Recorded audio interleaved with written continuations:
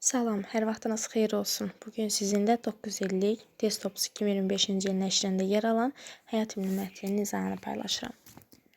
İzaha keçmədən öncə dərslərimiz haqqında məlumat vermək istəyirəm. Dərslərimiz həm Azərbaycan dili, həm də ədəbiyyat fənni üzrə keçirilir, onlayn şəkildə keçirilir. Dərslər haqqında ətraflı məlumat almaq üçün 051 959 07 68 nömrəsi ilə əlaqə yaradıb dərslərimiz haqqında ətraflı məlumat ala bilərsiniz. İndi isə keçək sualların izahına. 141-ci sualla başlayıram. Mətnə əsasən cədvəldəki uyğun fikirləri müəyyən edin. Doğrudur sözünün altından doğru olanları, yanlışın da altından yanlış olanları seçməliyik. İnsanı faunaya vurduğu ziyanın acı nəticəsindən bəhs edilir. Bəli, biz burada görürük ki, ovçu qeyri-qanuni şəkildə demək ovla məşğul olur və belə deyək də, həmin quşu vurur. Burada da biz insanın faunaya vurduğu ziyanın acı nəticəsindən görürük. Yəni quşun qanadı belə deyək də yaralanır, uça bilmir. Faunaya ziyan vurur, yəni heyvanat aləminə. Hadisələr bir fəsildə cərəyan edir. Xeyr, birində payızdır. Baxın, burada qeyd olunur payız gəldi. Amma burada nə deyir? Yay fəsli idi. Deməli, eyni fəsildə baş verməyib. Ona görə bu yanlışdır. Birinci doğruydu. Doğrunun altından doğrunu götürürük. İndi yanlışdıra baxaq. Bütün insanların təbiəti münasibəti eynidir. Bu fikir yanlışdır. Niyə? Çünki görürük ki, ovçu vurur, quşu yaralayır, amma deməli, həmin o kömək edən adam isə neyinir? Quşların qayğısına qalır. Bu fikir yanlışdır. Yəni, münasibəti hamının eyni deyil. Ona görə yanlışın altından yanlışı seçəcəyimiz üçün bu fikir doğrudur. Yəni, yanlışın altından yanlışı seçirik deyə. 1-3 sualın düzgün cavabı D variantıdır. 4-ə baxaq. Bəzi canlılar müxtəlif iqlim şəraitlərinə uyğunlaşa bilirlər. Bəli, məsəl üçün, bir ölkədən digər ölkələrə köç edirlər filan. Yəni, müxtəlif iqlim şəraitlərinə uyğunlaşa bilirlər. Deyir, gözlərinin öndə lotos və liliyanın balaları uçub, dəstəyə qoşulub, o ölkələrə köçürlər. Deməli, bunlarda köç etmə var və onlar müxtəlif iqlim şəraitlərinə uyğunlaşa bilirlər. Ona görə sualımızın düzgün cavabı 1-3D variantı. 142 mətndə üzərində rəqəm yazılmış hansı ifadələr məcazi mənada işlənmişdir? Gəlin baxaq, üzərində rəqəm yazılmış. Qamışlığa düşdüyünü gördüm. Qamışlığa nəsə düşə bilər. Burada yəni həqiqi mənada işlənib də. Bizdə məcazini istəyir, biri çıxdı. Artıq adanı tərk etmiş. Burada da məcazilik yoxdur. Tərk edə bilər. Dara düşmək. Baxın. Quyuya düşmək olur, çuxura düşmək olur. Amma ki, dara necə düşə bilərsən? Bizdə məcazini istədiyi üçün biz 3-ü götürəcəyik məcazi məna kimi. 3, daha sonra 4-ə baxırıq. Deyir, yaralı qanadını sarıdım. Burada həqiqi mənada sara bilərsən. Baş çəkirdim, rəsm çəkə bilərsən. Başı necə çəkəcəksən? 3, 5. Deməli, sualımızın düzgün cavabı olacaq. 3, 5. Deməli, 142-də cavabımız B oldu. İndi keçdik 143-ə.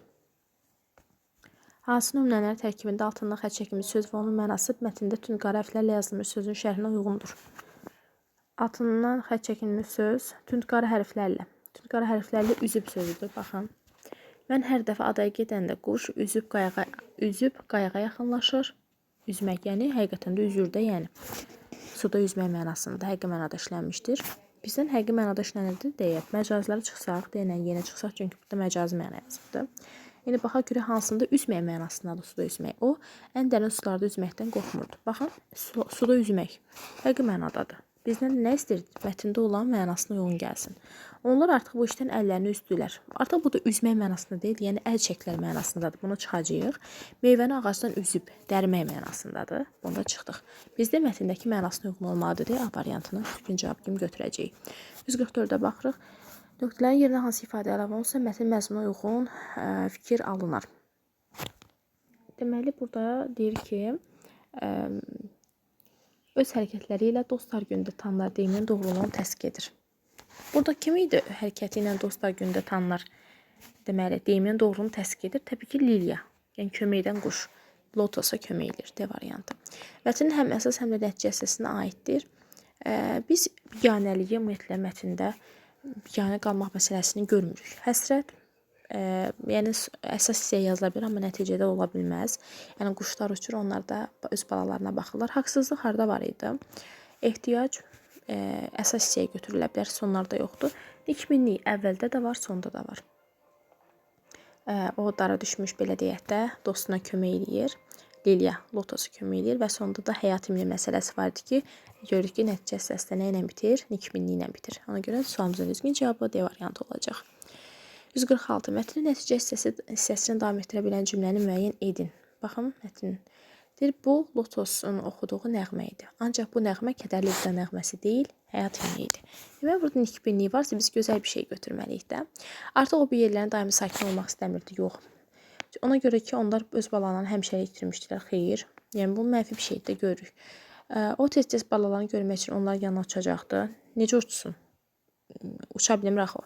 Deməli, onun daha böyük çətinlik göstərdi, xeyir. Amma C variantına baxın, çünki o həyatda özünü ən sadiq dost tapmışdı. Yəni, Lotos Liliyanı tapmışdı. Liliya da Lotos. Yəni, biz nikbin, pozitiv bir şey seçməliydik. 147-yə baxaq. Mətndə hansı suala cavab tapmaq deməli, mümkündür. Liliya və Lotos niyə soyuq havaya düzə bilmirlər? Bu haqqda məlumat var idi mi? Xeyr, biz bunu görmürük. Qanunsuz ovçuluğa hadisənin nəql edənin münasibəti necə idi? Yəni, orada hadisəni danışan münasibət bildirir ki, yəni ovçu düz eləmədi filan. Belə bir şeylər yox idi ki, xeyr. Sadəcə biz düşünürük ki, düz eləməyib də. Qu quşlar yırtıcılarca necə qonurlar? Mətn oxuyanda belə bir sualın cavabı var idi mi? Xeyr. Balı quşların köçməsi Liliyaya necə təsir etdi? Baxın, bu hissə var idi. Balı quşlar uçurlar. Deyir ki, Lotos və Liliyanın balaları uçub dəstəyə qoşuldu, bozaq ölkələrə köçdülər. Liliya həyəcanlandı. Deməli, Liliya necə təsir edir? O həyəcanlılar. Ona görə sualımızın düzgün cavabı deyil. Qeydə deyir ki, hadisənin nəql edən quşlara niyə məhz o adları verir? Niyə o adları verməsinin səbəbi yoxdur? Ona görə biz onu götürə bilməliyik. Ona görə sualımızın düzgün cavabı deyil. Mətn əsasını demək olar 148. Qayğıkeşlik yalnız insana aid keyfiyyətdir. Xeyr, biz görürük ki, heyvana da aid keyfiyyəti kömək edir. İcazəli ərazidə ov edilməsi belə hadisələrə yol açmır. Xeyr. Mətn əsasını belə bir şey deyə bilərik ki, icazəli ərazidə ov edilməsi belə hadisələrə yol açmır. Xeyr. İcazəli desən, icazəsiz desən, yəni bir canlıya zərər yetirmək nə dərəcədə düzgündür. Bəzi quşlar mütəmadi olaraq olduqları yeri dəyişirlər. Bəli, quşların köç etməsi Lotos və Liliyanın balaları nə edirlər? Uçurlar. Deməli, burada biz quşların mütəmadi olaraq yerlərin dəyişməsi məsələsini görmüş oluruq. Ona görə sualın düzgün cavabı C idi. Quşların yaralanması bir müddət eyni yerdə qalmalarına səbəb oldu. Xeyr, bir müddət eyni yerdə qalmalarına səbəb olmur ki. Bu quşlara soyuq sevən canlılardır. Bunun haqqında bir məlumat yoxdur ki, yəni sırf deyilsin ki, quşlara soyuq sevəndir, xeyr. Amma bəzi quşlar mütəmadi olaraq olduqları yeri dəyişirlər. Mətn əsasən deyə bilərik. Biz mətn əsaslanıb bu fikirlər, yəni C variantında olan fikri deyirik. Amma o biriləri yəni əsaslandıra bilmirik. Çünki mətndə belə bir məlumat yoxdur. 149. Mətnin 4-cü abzası əslində deyirik ki, abzasdan ibarətdir. 2-ci abzasının ilk cümləsini müəyyən edin. Mətnin 4-cü abzası. Aha. Baxaq. Mətnin 4-cü abzası əslində 2 dənə abzasdan ibarətdir.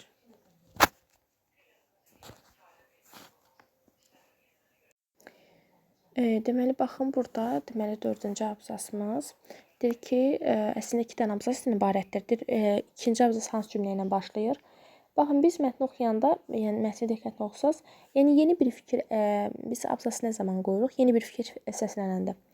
Baxın, burada biz görürük ki, quşların növbəti köç etmə zamanı idi. Artıq burada yeni bir fikir başlayır. Məsələn, payız gəldi, indi Lotos və Liliya ilə birlikdə onların 2 balası da üzürdü. Balalar xeyli böyümüşdü. Bu fikir bitdi. İndi yeni bir fikrə keçir. Quşların növbəti köç etmə zamanı idi. Səmada uçub gedən quşların vidalaşma səsləri eşidilirdi. Məsələn, bu isə yeni bir fikir ifadə etdiyindən 4-cü deməli abzasda quşların bizdən nə istəyirdi? Mətnin 4-cü abzası əslində 2 abzasından ibarətdir. 2-ci abzasının 2 cümləsini müəyyən edin. Quşların deyir artıq köç etmə vaxtı idi. Bu ifadəni deməli biz ora yaza bilərik. Quşların növbəti köç etmə zamanı idi. İndi keçdik 150-ci suala. Mətndə əvvəlinə işarə qoyulmuş sözləri kontekstə görə hansı ifadələrlə əvəz etmək olar? Baxaq. Əvvəlində işarə qoyulmuş sözü. Biri təşviş sözüdür. Bu hissə. Təşviş sözünü biz narahatlıq, həyəcan kimi sözlərlə əvəz eləyə bilərik. Təşviş nə ilə əvəz edəcəyik? Deməli, həyəcan, sonra narahatlıq, narahatlıq. Bu kimi sözləri əvəz eləyə bilərik. Daha sonra növbəti baxaq görək hansıdır. Heç vaxt deyir uça bilməyəcək. Uça bilməyəcəkdir. Uça bilməməyi, məsələn, heç vaxt qanat aça bilməyəcək. Qanat açmaq. Aça bilməyəcək. Və yaxud da pərvaz edə bilməyəcək. Pərvaz edə bilməyəcək. Bunlarla əvəz edə bilərik. Edə bilməyəcək. Deməli, bunun da cavabını tapdıq. Belə uşaqlar, bu da bizim növbəti mətnimiz, yəni həyat elmi mətninin izahı idi. İnşallah ki, izahım aydın olmuşdur. Növbəti izahlarda görüşmək ümidi ilə sağ olun, salamat qalın.